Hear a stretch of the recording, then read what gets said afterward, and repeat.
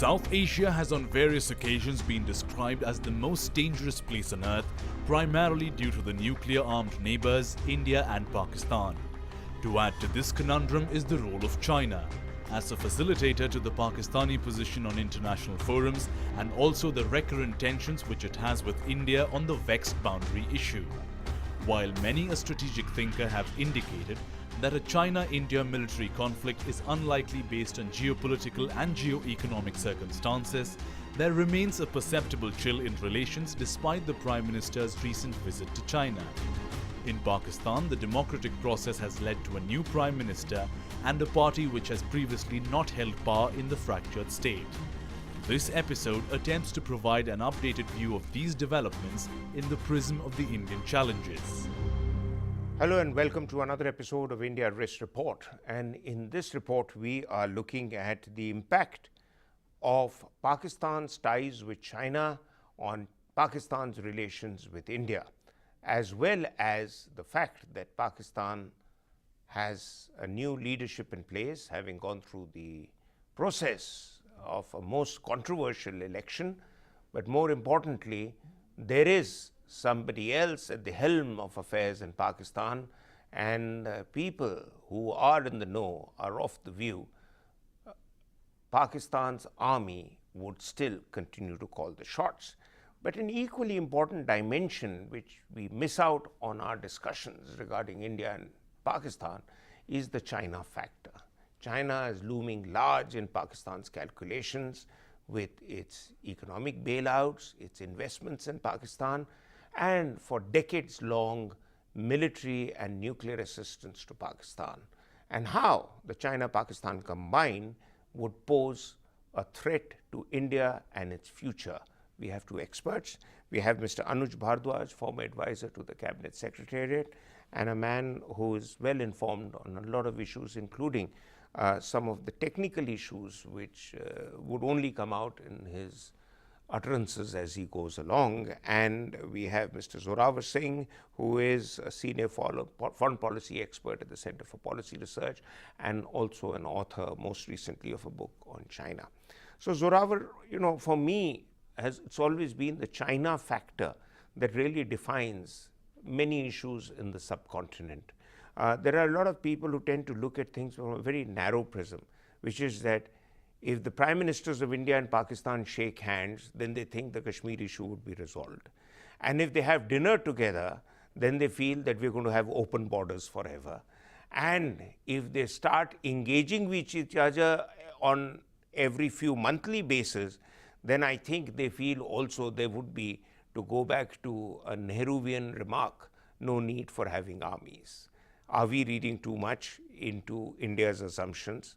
And is the fact that to what extent is China influencing Pakistan's behavior?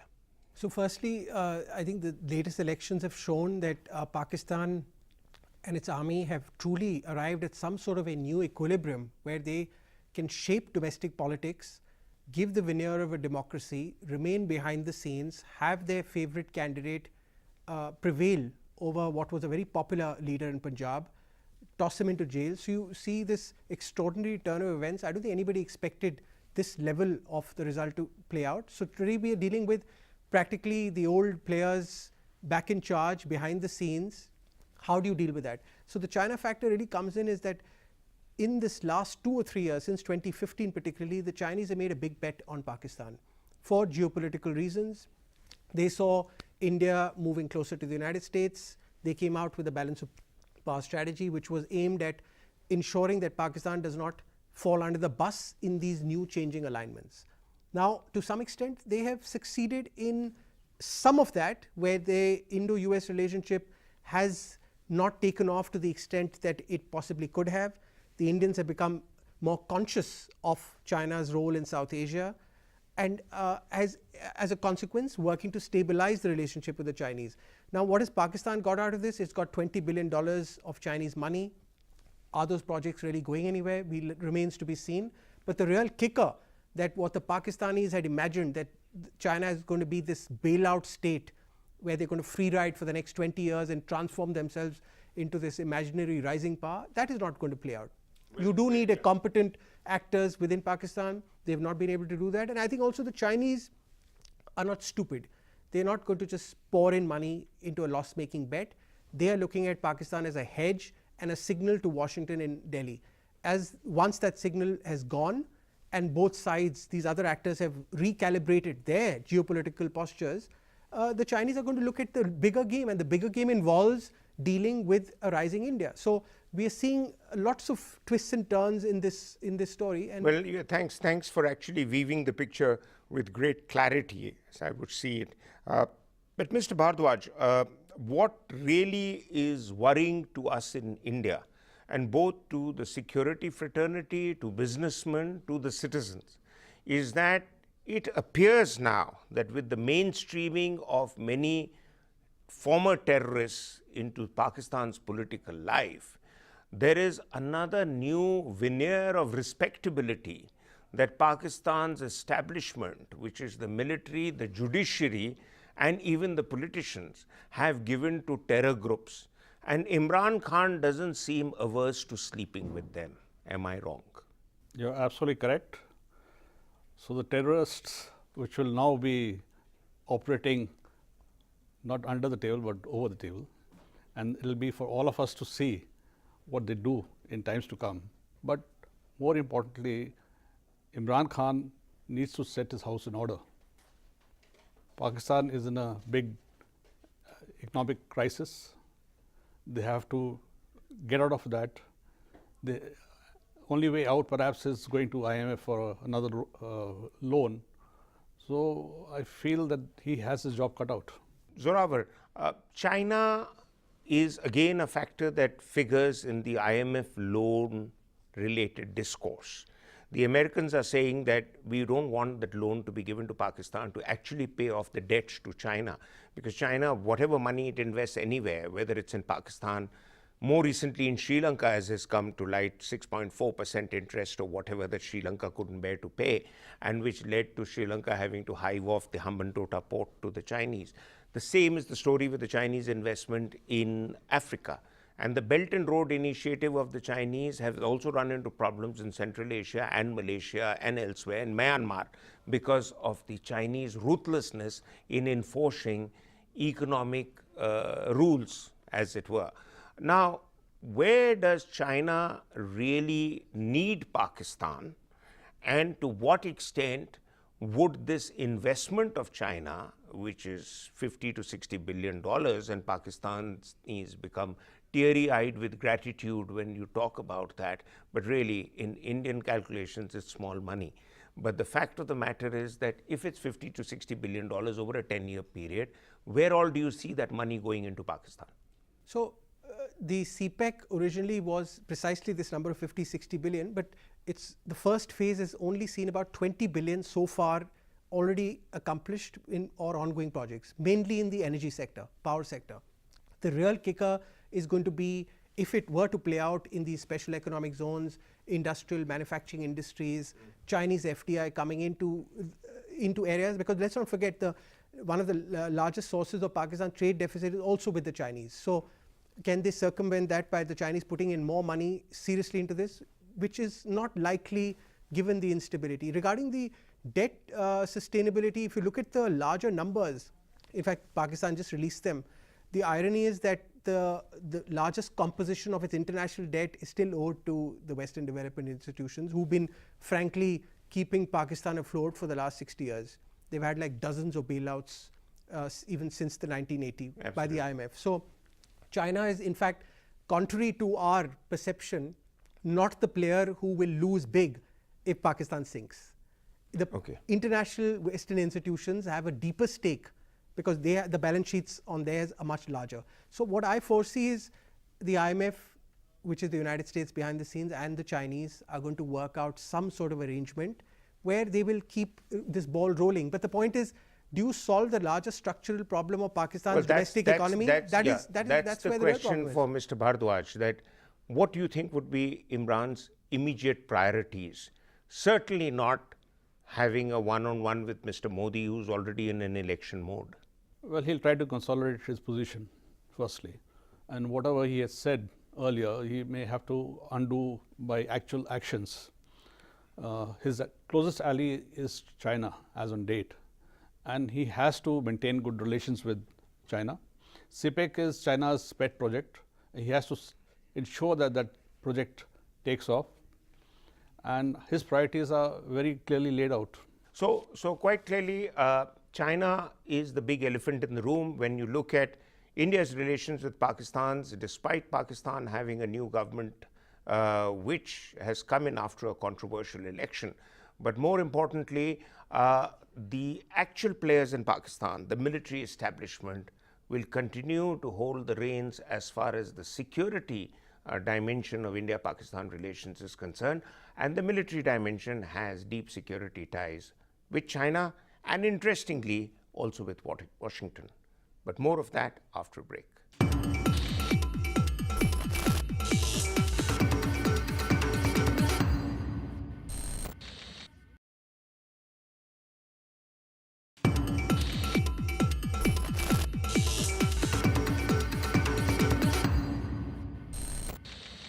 Welcome back. We are looking at India's relations with Pakistan, but the factor of China looms large when India deals with Pakistan, because China has extensive investments in Pakistan, but also because China sees that Pakistan could possibly be the game changer in China's relations with India.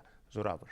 As far as China's investments in Pakistan are concerned, and what is not talked about very much, is China has been looking at building 4 dams on the Indus River systems, which collectively over a period of time would produce something like 63,000 megawatts of electricity.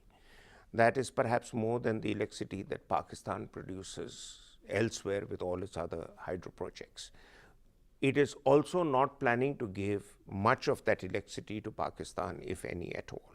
And if it does, would be at rates that Pakistan would find unacceptable. Imran Khan, therefore, in his election time, had made a mention that they need greater transparency on what the deal has been struck with the Chinese on the Belt and Road Initiative. Could you throw more light? I don't see any interest within Pakistan, even from this new government. You look at the meeting with the Chinese ambassador and Imran Khan, you've seen sort of an interest in continuity in far as that. I don't think the Pakistan army also wants to open up the books, because they have various economic actors, entities participating in these.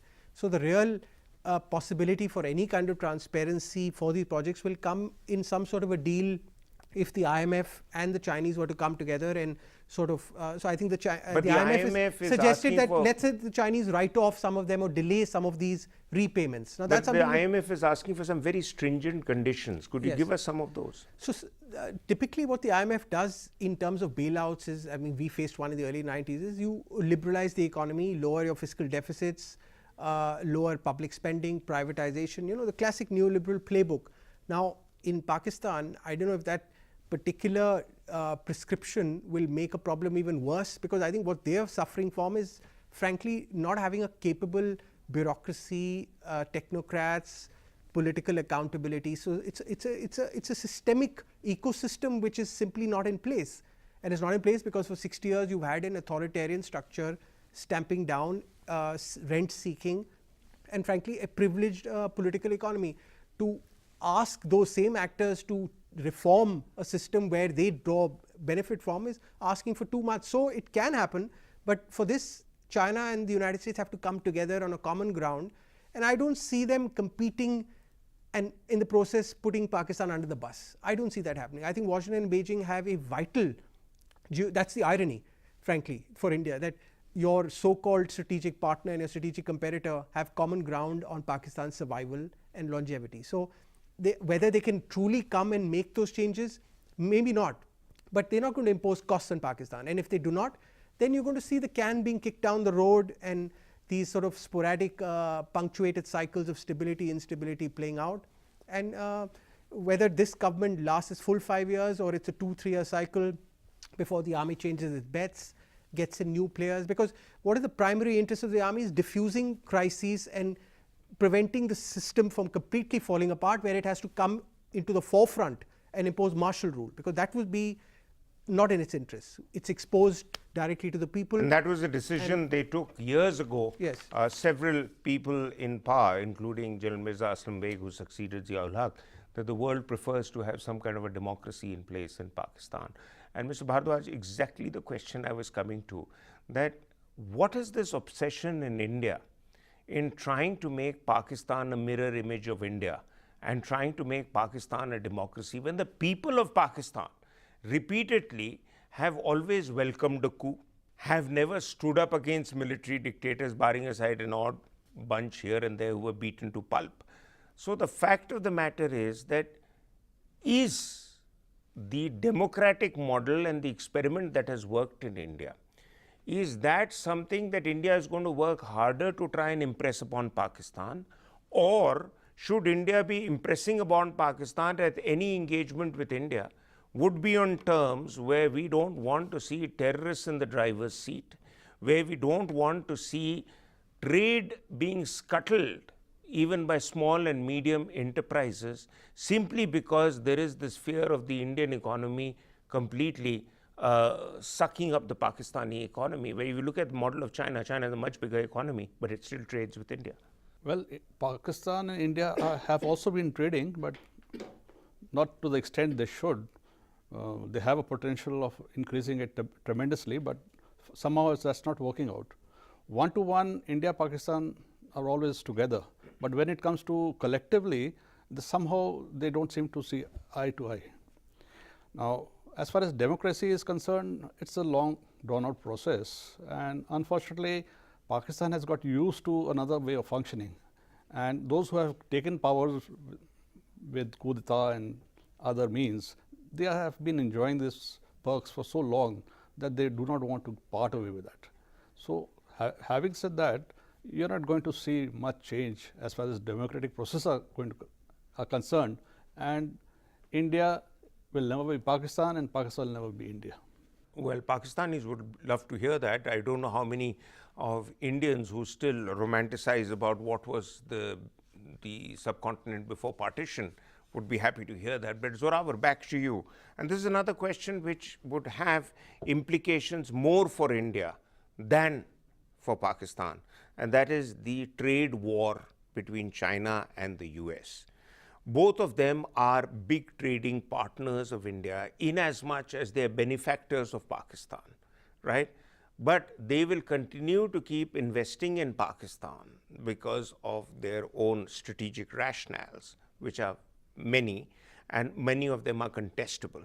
But when it comes to being at a trade war, the Chinese and the US governments are going to put, the US in particular, as we've seen in the case of Iran and Russia, are going to put a lot of restrictions on India, which will obviously make India consider alternate routes, because we can't let the growth engine slow down. What's your take? Absolutely. So, I think the question that's being asked and debated is the Trump administration's approach to China a part of a larger reorientation towards the global economy? It is. It is trying to cut back and renegotiate and rebargain across multiple states, including its own allies. So, frankly, I don't see how India in any way is going to get exceptions in this process. It will have to bear the costs of that. Fortunately, we don't have that extent of trading links with the United States for us to pay costs in that particular facet. But a breakdown of the multilateral trading system and these strategic bilateral deals is something that we'll have to adjust towards. What's happening between the United States and China is not so much a trade war to improve jobs in America. This is a larger strategic competition that's happening, where the United States is trying to slow down the growth of certain key sectors in China's high-tech economy, which they have these grand plans of 10 years to do Make in China.